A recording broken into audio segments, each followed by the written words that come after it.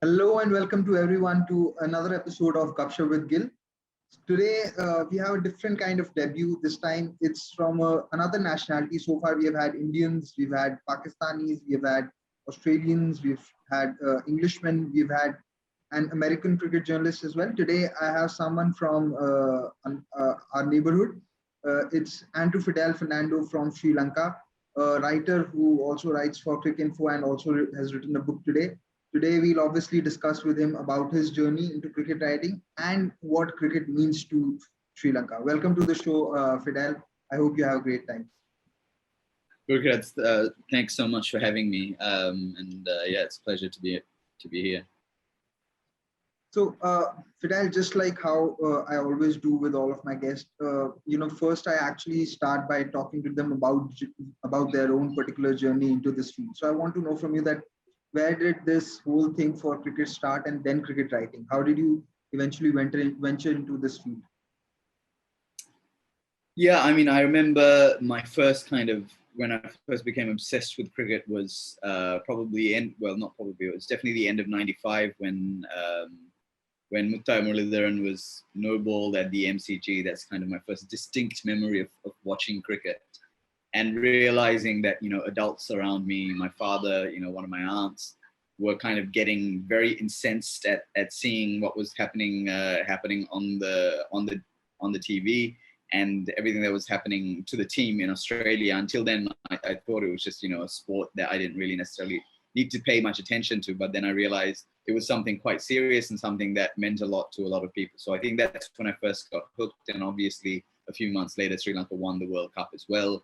And everyone was obsessed with cricket in Sri Lanka from that point. All my friends, it's all we wanted to do was play cricket. So I think that's when I first started playing, being interested in cricket. I started writing about cricket, I think, probably in my late teens, early 20s, for the university magazine that I was at the time. I went to Auckland University in New Zealand, and I had been a big follower of Crick Info, right through my teenage years and even earlier. And I saw a bit on there, a little kind of message on their site saying we're looking for new writers for a particular part of the site. It was something called fan following that they were doing back then. I just, I wrote to that email address and sent them some of the little bits that I'd written for my magazine. And probably about 2 months later, actually, I get a mail back saying, have a go at writing something for us.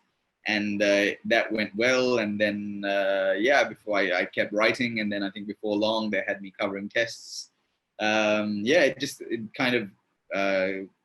had never intended on being a cricket writer, but I think I didn't even realize that kind of option was available to me. And once it became clear that I could do that for a living, I pursued that. How long was this before you joined Crick Info? I think it was probably a decade before you started writing for Crick Info. When I started freelancing for them, you mean? I started writing for them? Yeah. No, it wasn't that long. It was about, I think 2009 was when I had my first piece published at Crick Info. And then mid 2012 was when I came on, full time as Sri Lanka correspondent. I see. Now, your early memories of the sport are very similar to my early memories of the sport. Just there's a slight difference that India eventually lost in the final to Australia, while Sri Lanka won, against Australia in 1996. Now, there have been many accounts of people saying that how big was 1996 World Cup for Australia for Sri Lanka rather. Now, as someone who was in that country and who was pretty young at that point of time, I want to understand the exact emotions that were there and how big of a watershed moment was it, for any Sri Lankan kid or an adult who was there at that time when Ranatunga lifted that trophy, because it had, like you said, that win was preceded with a lot of events of controversy and turmoil. Just before the World Cup, there were blasts in Sri Lanka, so teams also refused to travel to Sri Lanka. So, what was the entire emotion that day when Arjuna Ranatunga finally left that trophy that trophy in Lahore? Yeah, as you mentioned, there was so much happening in Sri Lanka at the time. The biggest thing was the war, which was in a particularly violent decade in the 90s. Just a couple of years before the 96 World Cup, our president had been assassinated by the LTTE. The Colombo had this very, very devastating bomb go off at the central bank just a couple of months before the World Cup was due to start. Schools were closed for weeks. People were kind of very insecure, very stressed, unable to travel around as they normally would for fear of bombs or attacks. In the north, it was even more stressful for people living there. There had been an operation called Rivirasa, which kind of flushed out the city of Jaffna. So at the time the World Cup was won, Jaffna was kind of in exile, and lots of people were living in makeshift kind of refugee kind of environments. And so there was so much turmoil within the country. And in terms of cricket, there was also turmoil for Sri Lanka on that tour of Australia. You know, when Murali was called for throwing, and the team kind of had to rally around him, and they felt that was a big insult to them. There was a lot of sledging on that tour, where Australia kind of really put them through a blast furnace and really toughened them up really. And it was I think Australia were kind of seen as this hugely antagonistic side for Sri Lanka, because they put Sri Lanka through this incredibly difficult experience in Australia. Part of that was not the Australian team's fault. There was just there was umpires, that was partly administration, partly it wasn't all the team that put them through that. But nevertheless, Australia was seen as kind of like the big rival, I guess. And so when it came to the World Cup and Sri Lanka were not expected to win, they were considered by a very, very, very tiny minority as being a dark horse. But that was kind of almost, if you look at the stats, if you look at the records going into that World Cup, it was almost kind of seen as fanciful that they could win. And then, they ended up playing Australia in the final and beating them. So it was kind of this huge moment of catharsis for everyone who had watched that Australia series, everyone who had felt, the likes of Shane Warne or the likes of Mark Taylor and Ian Healy, and saw them as kind of these big kind of bogey figures. I remember, as a kid, as a 7-year-old, being extremely satisfied, finding that to be an extremely satisfying climax of the tournament, that Sri Lanka would beat Australia in particular. And then on top of that, there was so much about, when a nation that's in such massive civil strife has something that like this happened to them, a World Cup victory. I just remember there being celebrations for days on end. And then there are so many stories, even in the North, people watching a lot of people in the North didn't support Sri Lanka, I think, because of this kind of disenfranchisement they felt with the Sri Lankan state. But still, the closeness with which, even in very, very trying conditions, they followed the match in the North. I think those it meant a lot to a lot of people, and still we still look back on that day. Sri Lanka have still since won a T20 World Cup, but we look back on '96 as kind of like being the greatest thing that Sri Lanka ever achieved on a sports field. There's also, one of our sprinters, Susantika Jaisingh, also won a silver medal at the Sydney Olympics 100 meter dash. But in terms of a team sport, nothing kind of is as mythologized as Sri Lanka's '96 win. And it's something that still 25 years on is something that is important to our nation, our national kind of discourse. And it's really hard to overstate the importance of it. There's we still talk about it a lot. That just goes on to show why sport is such a major united force across barriers. We see that in India as well, where we have such a diverse country, but when it just comes to supporting the cricket team, everyone's the same. And you've also answered what I was going to ask you next, which was that how big of a factor is cricket in Sri Lankan culture. But like you said, that even 25 years on, people do look back very fondly at it. And that just really explains how much of a factor is cricket ingrained in the Sri Lankan culture. Now, another thing that I want to ask you from, about is about Arjuna Ranatunga. Now, like I said, I haven't seen him play really. I started watching in 2003, so I've seen the likes of Jayasuriya, Sangakkara, Jayawardene, Chaminda Vaas, Muttiah Muralidharan, and even Arvinda De Silva a little bit, but I've really not seen Arjuna Ranatunga play. But from whatever accounts I've had of him, he seems to be someone who had a Dhoni-like demeanor, like completely unfazed, and not be even big when the team wins, and be very calm and sedate when the team loses. So as someone again who's followed him, I want to know from you as to what kind of character was Arjuna Ranatunga. Yeah, I mean, he was incredibly relaxed in some senses. He was nothing. Yeah, you're right. Nothing seemed to get under his skin, but he wasn't like an MS Dhoni figure in lots of ways, because MS Dhoni is just completely zen, whereas Arjuna Ranatunga, there are kind of legendary moments where he, if someone did something that he didn't like in the team, if someone got out cheaply, someone got out playing a bad shot, he would absolutely tear them down, absolutely. So it was like almost like a school headmaster in that way. He was very, he kind of ruled the team with a pretty iron grip, compared to some of the captains we've had since. And he was kind of this very, very kind of towering general figure. And he also was probably one of the few South Asian cricketers who really got under the skin of the Australians at the time, who were, who were just going into that kind of Steve Waugh mental disintegration era. Arjuna was one of the ones they absolutely detested, because he would just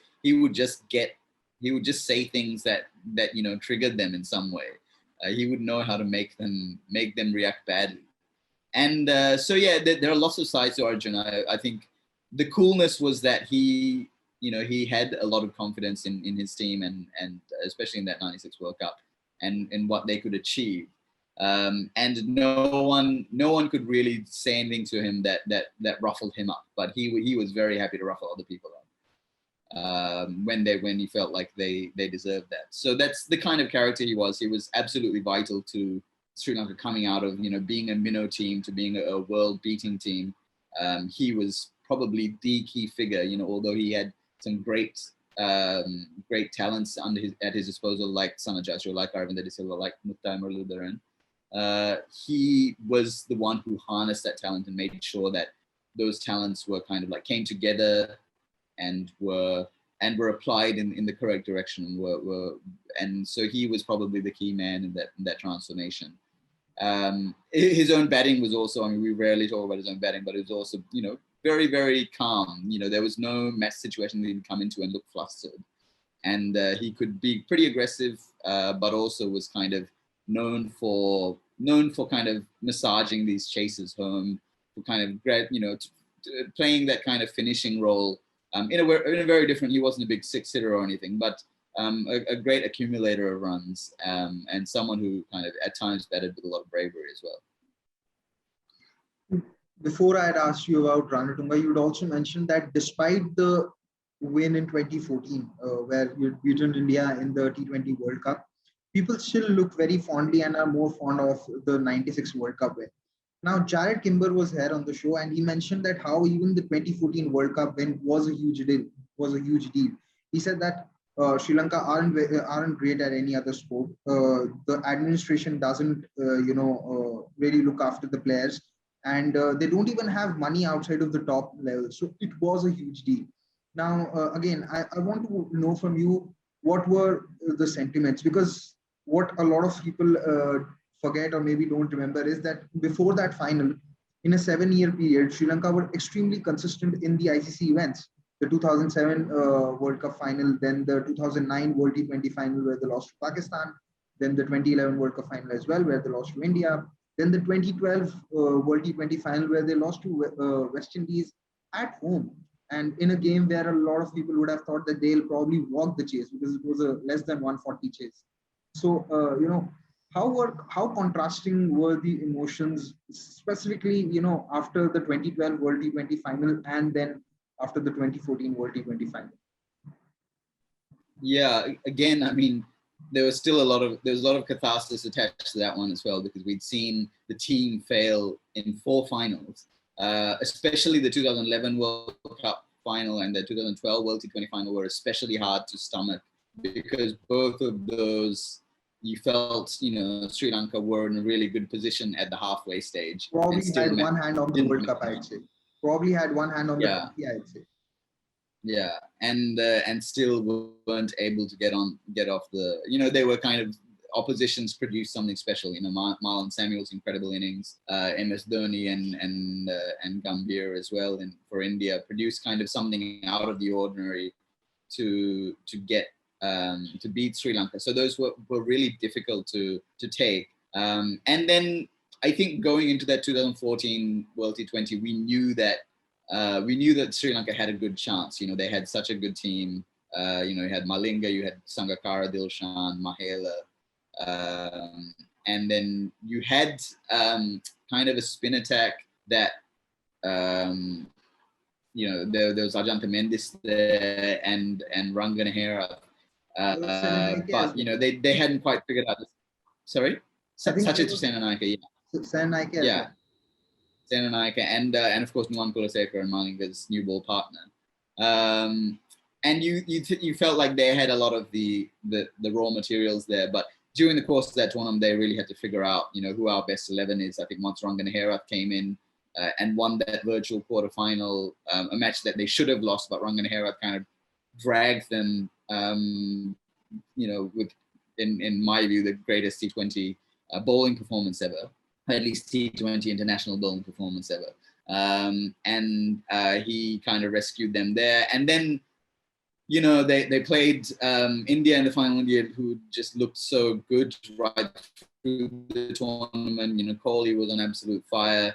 To beat India at the time was also probably, it wasn't as big of a deal as beating Australia in the 96 final, but it was still, India had that stage become the team that Sri Lanka had loved to beat. The big rivalry for Sri Lanka was against India. And so that was, that again was really satisfying. And then I just remember the celebrations in Colombo when they came on the night. I was in Colombo. I was kind of watching from Goalface. The party went on till 4 a.m. Everyone descended. Goalface was already packed with people watching it on the big screen, and then even more people came out. It was absolute pandemonium. Just everyone just like extremely joyful. Music playing everywhere, but we have a very popular kind of dance music here called Baila music. Baila music was playing out of trishaws, out of cars, out of buses. Everyone was dancing, just like an eruption of joy that went on all night. And then it happened the next, when the team returned, I think the next day or the day after that, I think I've never seen, that many people on the streets in Colombo. The bus couldn't move because so many people were around it. So it was a massive national celebration as well. And just kind of relief that finally this great Sri Lanka, I mean, I think, if you look at player for player, who the better team was, I think that late 2000s team was probably better than the 96 team, in terms of they had, Vaas, Malinga, Murali. So it was nice that after a period of kind of dominance, or at least consistency in World Cup kind of tournament cricket, they finally managed to get some silverware. So it was all those emotions attached to it.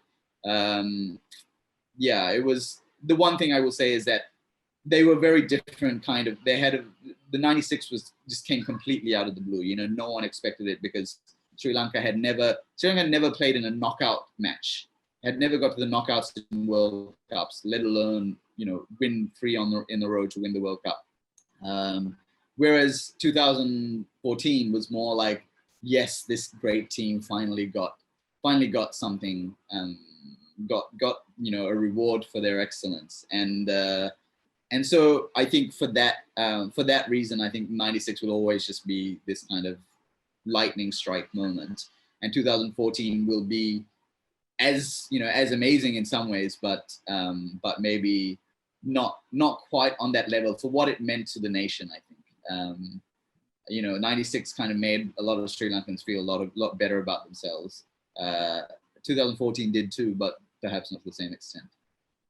Here in India, what everyone was thinking that, okay, we've won the 2011 World Cup, we've won the Champions Trophy. There is nothing that can actually stop us from winning the 2014 World T20. And people are actually, looking at the possibility of a treble, especially, considering how good was Virat Kohli, is in such great form. And when that whole thing unfolded and India eventually lost the game, uh, there was actually there was some level of disappointment, but after a point of time that disappointment had turned into happiness, especially considering how Sangakkara and Jayawardene finally had laid their hands on the trophy, because they were actually quite loved in India despite them scoring a lot of runs against India in the decade before, because the real cricket fans had sort of realized that, okay, this team was probably deserving of a trophy because they had lost these many finals. So yeah, I mean, it was just, there was some amount of frustration at the time when Indian innings ended, but once it was becoming more and more certain that Sri Lanka will take the World T20 home, especially after Sangakkara had crossed his 50, and then there was that late assault by Thisara Pereira. People had just said that, okay, we're sad that we've not had the hands on the trophy, but we're more than happy if the likes of Jayawardene and Sangakkara finally win a trophy that they deserve. Yeah, and Dilshan and Malinga as well, who had been kind of so key to a few of those campaigns that we talked earlier, where Sri Lanka fell at the final hurdle. I think Dilshan and Malinga had been very, very vital in those as well. I mean, it was one of those finals where I think Sri Lanka really outthought India rather than outplayed them. The bowling especially, Malinga and Kulasekara and Senanayake in those last 4 overs. I think that's really where they won it. And yeah, it was nice for I think Sangakkara to get a 50 after he had obviously been such a key part of the previous campaigns and being already by that stage he was Sri Lanka's best ever Test batsman. It was you couldn't begrudge that team winning. They did everything the hard way. Yeah, that's true. Now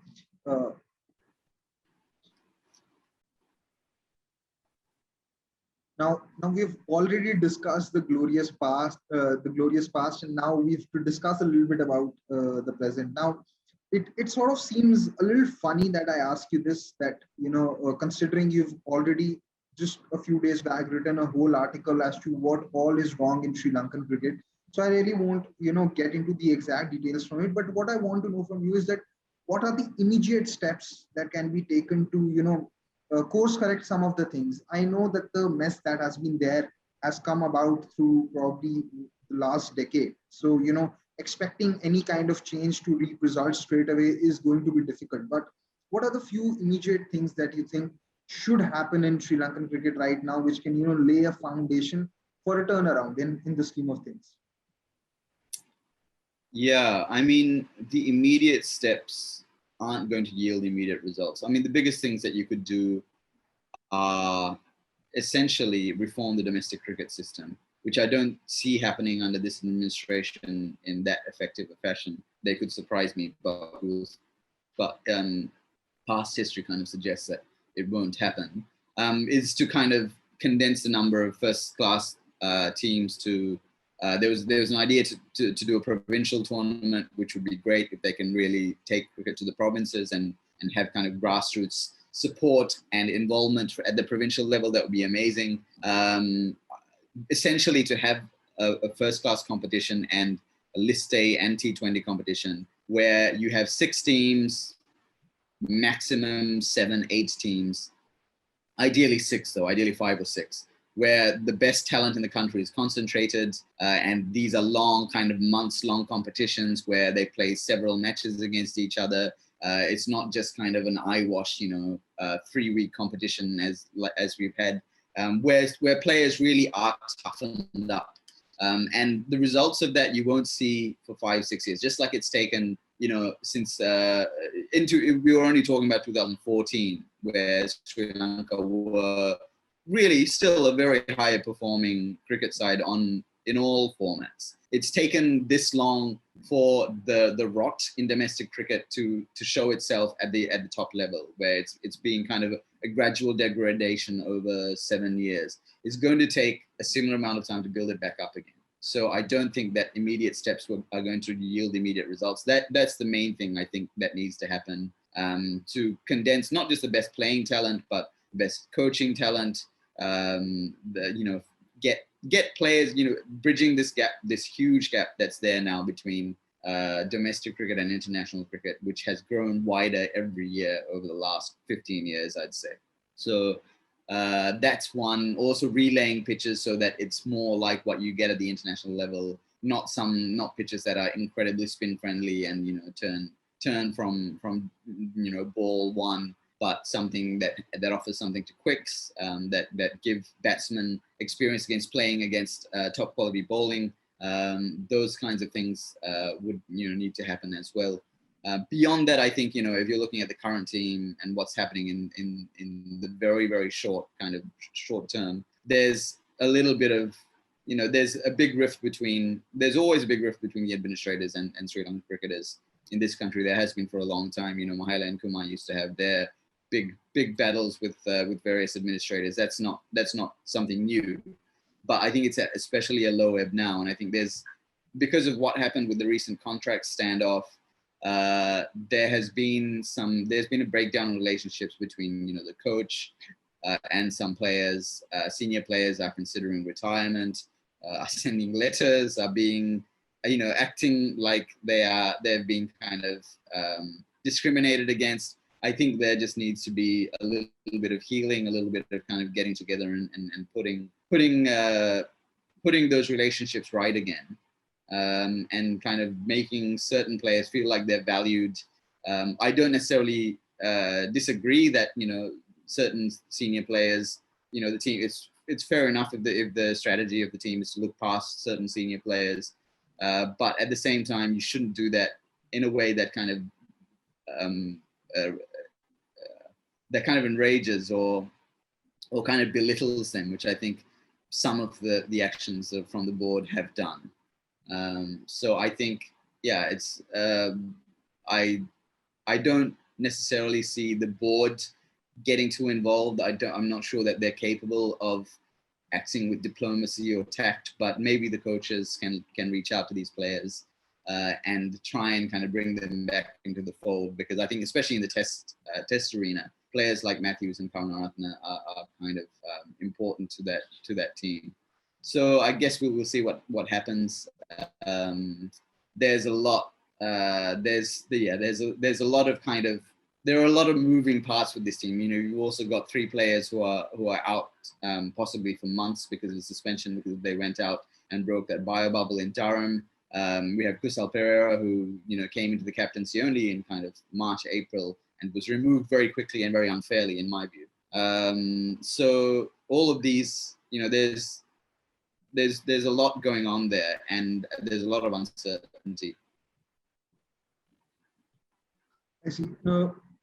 My next question is something with which relates to the fans. Now, I've often seen in sport that sometimes when the results are not going your way, there can be a sense of detachment from the team, from the fans. I've seen it in Indian hockey. Indian hockey has had great glory days. I mean, India's won 9 golds at the Olympics, out of which 8 have come in hockey. But once it started following, there was a sense of detachment, and now not a lot of people even know about the top 15 players in the Indian hockey team, be it the men's or the women's team. And I've sensed that detachment even in myself. So I used to follow tennis a lot, but once the top 3 started playing less and less, I used to follow it, even Grand Slams less and less. So do you sometimes feel that there's a sense of detachment that is coming from the fans, that they've also sort of given up in some way or the other? Or do you still feel that fans have a lot of hope and they are the ones who are still ensuring that there's enough eyeballs on Sri Lankan cricket? How do you think that's working out? I think I think that particularly in the last few months, there's been a big decline in interest. I think in cricket, because the team's been losing so consistently, and there's been a massive drop, I think, in interest. There is a sense of detachment. People who are huge cricket fans, even when Sri Lanka seem to be doing okay in a match, won't switch the TV on because they feel, what's the point? They're only going to lose again anyway. So there's a lot of that kind of sentiment. But the one thing I'll say for Sri Lankan fans is that they're very fickle. Soon as the team starts winning again, suddenly the whole nation, that's what the whole country is talking about. And so it wouldn't take much, it would take a few wins only for that to build up again. Because while, something like hockey in India was probably, hockey fans perhaps, became cricket fans once, there is really no other international sport at which Sri Lanka are very good, and cricket is still, for all the administration's flaws, cricket is still the number one sport in the country by a huge distance. So it wouldn't take much, and there's no sport that's kind of catching up and looking to overtake cricket. It's still substantially better than anything else. And so I don't think that relationship between cricket and fans requires as much repairing as maybe it seems. I think they'll be okay. I think that relationship in the long term is, as long as victories start coming soon, which is the big if. If that happens, then I don't see cricket, being that. I see that sense of detachment going away. The reason I had asked this because after the England series, some fans were actually trending that they will unfollow the cricketers on social media, and that was something of a first that I had seen in subcontinent. And subcontinent, I know that people are very reactive. There's a lot of outrage, but this was one of a first. So I thought that I should maybe ask this. I sometimes feel personally, I don't know if that's genuinely the case or not, that someone like a Chaminda Vaas doesn't get enough name or doesn't get enough credit for what he was for the Sri Lankan side. History is filled with a lot of talk about, especially on social media. You see a lot of talk about Jayasuriya. You see a lot of talk about Sangakkara, Jayawardene, Muralidharan, De Silva, and even Ranatunga.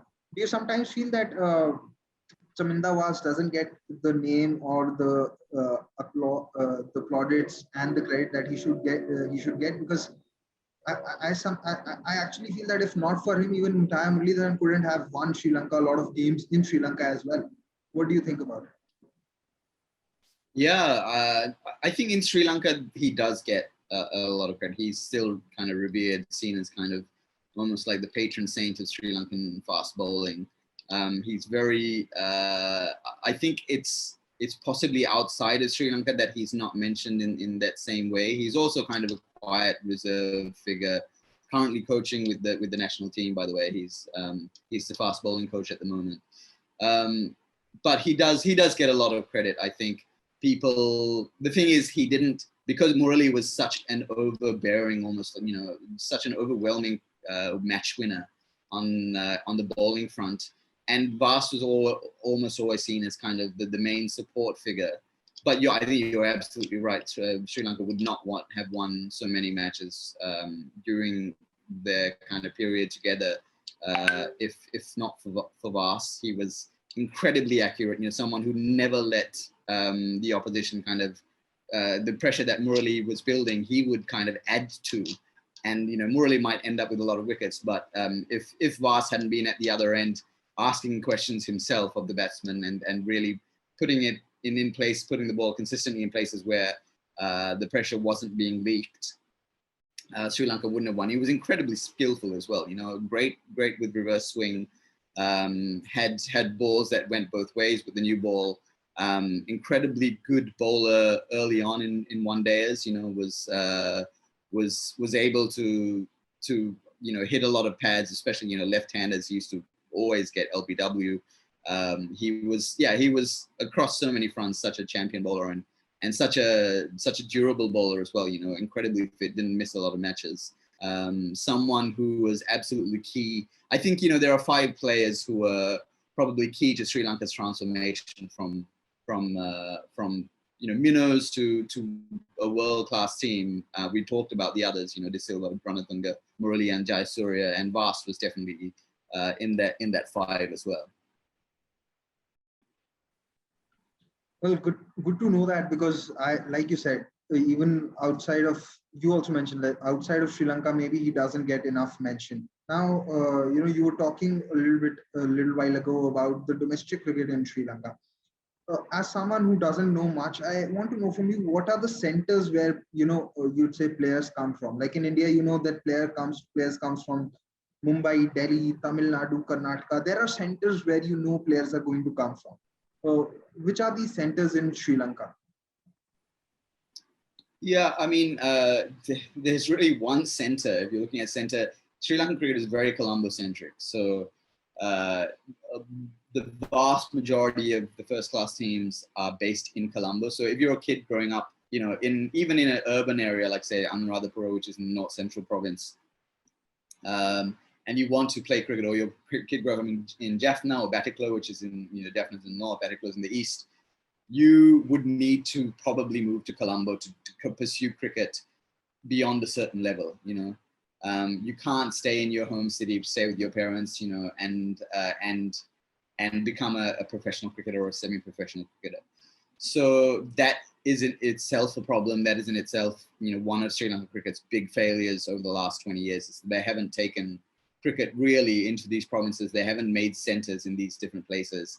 They've been very Colombo-centric. I think decades of administrators should view that as a huge failing of their own kind of lack of vision and their lack of ability.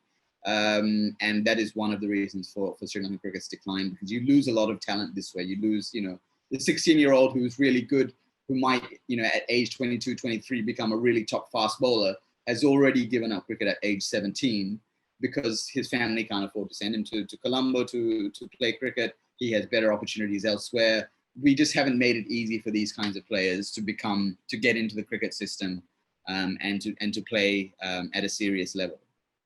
But apart from that, I mean, there are 3 main centers now, I'd say. I mean, Colombo is by far the biggest one. Then you've got Kandy, which is all, you know, produced cricketers since the 80s. They've had a kind of, you know, obviously Kumar Sangakkara is from there, Murali's from there. There's a strong schools cricket scene in Kandy. More recently, Gill has become a big producer of top quality players. I think 3 or 4 of the players that we saw play on Tuesday were against India were from Richmond College, Gill, or graduates of Richmond College, Gill. So those are the 3 main areas. I think, you know, if you look at kind of the population spread, the most populous province is the Western Province, and that's where you get a lot of the schools and a lot of the cricket infrastructure as well. But the Southern Province also produces a lot of cricketers, and I think the Central Province does as well. But there are, you know, 4 or 5 other provinces that have strong cricket histories, cricket traditions, but they don't get brought into the main kind of infrastructure as much, and I think that needs to happen. This comes off as a little surprising, because I remember during the 2011 World Cup, Sri Lanka had just constructed a new stadium in Hambantota. And you used to have games before 2011 in Dambula as well. So I was expecting that there would be, you know, some amount of cricketers that come from these cities or towns as well. Because if you're having international matches happening in those stadiums, you'd expect that the game has, you know, reached the people over there in those cities. So what you told me comes off as a little surprising. Yeah, I mean, there's no first-class team from Dambula, right? There's no first-class team from Hambantota. If they wanted to, yes, you go and play international cricket there, but you go and play there it's almost like an exhibition match. For much of the year, those grounds aren't being used by first-class teams, by school teams. They're just lying there empty. They are basically just there to host international cricket. And the reason why the Hambantota Stadium was built in particular is more due to political rather than cricketing reasons. So yeah, that's not that for me is not a sign that that cricket has really kind of taken root at a grassroots level in those provinces. So, you know, now we are more or less done with the questions that are about Sri Lankan cricket, the history, the past, and the present, and probably the future as well. Now I am going to move to a few quick questions, which is more or less the rapid fire. Now I want to know from you, which, according to you, is the best write-up you have written? I think maybe the piece I did on this is on cricket. So the piece I did on Murali about a year ago, which is kind of quite personal to me. Murali was, you know, and still is my favorite, you know, cricketer ever, and he was kind of the reason why I became interested in cricket. And his story is so complicated, so has so much kind of politics involved in it, and his place as the only Tamil in a mostly Sinhalese cricket team was, you know, brought its own kind of sociological, anthropological questions during a time of civil war and ethnic strife. So all of that made that a really tough piece to write, a really difficult piece to write, but one that I found was really satisfying in the end. I was really happy with the way that it came out, and yeah, I would say that would be my favorite one. Probably. Who do you think is the most elegant Sri Lankan batsman ever? Ooh, we've had some. I mean, Sri Lanka's been blessed with a lot of elegant batsmen. I mean, you can go back down to, you know, Roy Dias, or, you know, even earlier you can go to like Mahadev and Sathasivam in the 50s and 60s. But of the ones that I've watched, I would say Aravinda de Silva in full flow in a one-dayer was kind of a sight to behold. You know, especially in that format, he was just. You know, I'm thinking of that 66 that he hit against India in the semi-final of the 96 World Cup as probably being the best one-day innings I've ever watched still, you know, this many years after, you know, played by Sri Lankan, a complete counter-attack, like first the balls on him to play like that, and secondly, the execution of those shots was incredible. In one day, as I'd say, him. In tests, it's hard to go past Mahela, who was kind of very, very, very elegant in everything he did at the crease. You know, the cuts, the pulls, even the ugly shots, even the kind of the ramps and stuff. He made them look quite elegant, and he had a very simple setup, and was very, very fun to watch. A lot of people will rave about Sangakkara, obviously the best test batsman Sri Lanka's ever had. But you know, apart from his cover drive, I didn't find his batting style particularly visually pleasing, but Mahela for sure was much more of an artist. According to you, the most inspiring rag to riches story in Sri Lankan cricket? I know you've talked a lot about Murli, but someone else who's really had a rags to riches story in Sri Lankan cricket. I mean, someone like Sanat Jayasuriya was someone who grew up with not a lot in his, you know, in his past. I think he was initially, his parents told him not to try out for the school cricket team because they couldn't afford to buy the gear that he would need. But, you know, eventually I think the principal or the coach saw him play in a softball match and said, no, this guy has to play in the team. Had a lot of trouble, I think, in the 80s, he grew up in Martha, which is, you know, in the deep south. Getting to Colombo for practices, he had to rely on kind of donations from neighbors and from old boys from his school. So that was to see him end up being a World Cup winner and being, you know, the player of the tournament in a World Cup was amazing.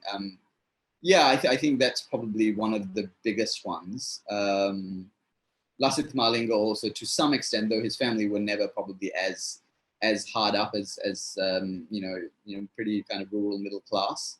But yeah, I mean, those are the kinds of stories. I think there are quite a few other players, but those are the two that stand out to me.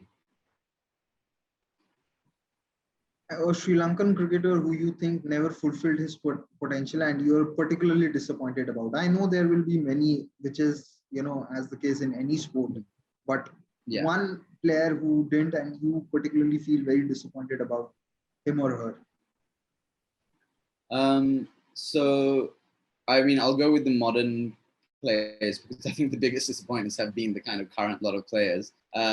One I'm really kind of sad about is Kusal Mendis. He at the age of 21 played one of the all-time great Sri Lankan innings against Australia, 176, that completely turned that series around, and was just an innings of kind of incredible audacity and skill. Also someone played great innings in New Zealand, where he batted all day at the Basin Reserve with Angelo Matthews to help Sri Lanka secure a draw. Another great innings in Port Elizabeth, the next year, where Sri Lanka's chasing a tricky score on a tricky pitch. He played this kind of like 80 odd that kind of defied all the match situation, against Rabada, Stain. I think Philander was still around then. And to see him become, dropped from the team, and to see him, score 4 or 5 ducks in a row and become this kind of shell of himself, and now getting into disciplinary problems. That's been really disappointing. The other one I'd say is maybe Angelo Matthews. Although he has been a player that performed, I think his ceiling was a lot higher than what we're seeing of him. He should have been, I think, a 10,000 test runs and probably 10,000 ODI runs as well player, but I'm not sure we'll see him achieve those milestones. So I think it would have been great to see him to be more consistent than he has been in the last few years. According to you, the best administrator that Sri Lankan cricket has had? This is the toughest one. It's difficult to pick, considering there has been history of but there would have been someone who who would have been better than, or maybe less bad than others, or would have done something consequential, or something good about the game. I'm going to go all the way back to '96. Ana Punchiheo was board president at the time. He was someone from like a corporate background. I think he was the head of Coke in Sri Lanka at the time. He actually had a vision. He made sure that Watmore and Alex Konturi, who was Dev Watmore, the World Cup winning coach, and Alex Konturi was the physiotherapist who all the players say was absolutely key to them winning as well, because he was so good. He made sure that their bodies were in good condition before the matches, and bringing them on board when they were finding a way to bring them on board when the board couldn't afford their services, when Sri Lankan cricket was extremely poor in a global on the global scale, and just having a little bit of vision, the kind of vision we haven't really seen from administrators since. I would probably say he was one who really left his mark on cricket administration in Sri Lanka, and even now a lot of the players credit him for all a lot of the good work that he did in the months leading up to that World Cup win. So probably him. He was predictably, as soon as they won the World Cup and a lot of money started coming to Sri Lankan cricket, he was replaced by let's say much more administrators with much more checkered records, and it's really the same group of administrators 25 years on who still run Sri Lankan cricket now. You still have the Thilanga Sunitpalas of the world trying to run Sri Lankan cricket. They're just coming in just after '96. So yeah, it's been a disappointing 25 years on the administration front. One last question, and I think it's also a good note to end the show on. In the next 5 years, a few Sri Lankan cricketers who you really think can be the names who can represent Sri Lankan cricket on a global level. By represent, I just don't mean that they play for Sri Lanka, but Sri Lankan cricket is identified with them, like how Lasith Malinga was one of the faces of Sri Lankan cricket. Muralidharan was. So who do you think can be those cricketers in the next 5 years? I'm not even talking of 10 years, because with the way players are going in and out, it can become really difficult to predict what might happen in the next 10 years. But just till in the next 5 years, who do you think? Yeah. Or maybe even till the 2023 World Cup, if you think even 5 years is difficult to. Yeah. I'd like to see Wanindu Hasaranga, really really achieve his potential. I think he's still. We have to be very careful in the way that we because he's right now he's the best player in the Sri Lanka ODI and T20 teams. But he's still a developing leg spinner. You know, he's still got a lot to learn at the top level. There are a lot of ways his career can still go wrong, but he has that kind of hunger to do well. Especially, you know, even with the bat, when he comes to the crease, he kind of puts. There's never kind of a day where he puts like half an effort in. You know, he still he gives everything he does. He gives it at all. His all. Fantastic fielder as well. So I would like to see him become, you know, a superstar, which he is a long way away from right now. There's a long way to go before he really establishes himself at the top level. But I'd like to see him do that. Another one I really think has a long history. We can stay injury free is Dushmantha Chameera, the fast bowler. Needs to pick up a few more skills. Right now he's relying a lot on his pace, a lot on his short ball. If you can add a little bit more swing, add some reverse, add a little bit more wilds, some better slower balls, he could become a really good exponent of the game for Sri Lanka. Lahiri Kumar is another one, mainly plays tests. Lasithan Buldenia, you know, the test match left arm spinner could be someone who takes the game forward as well.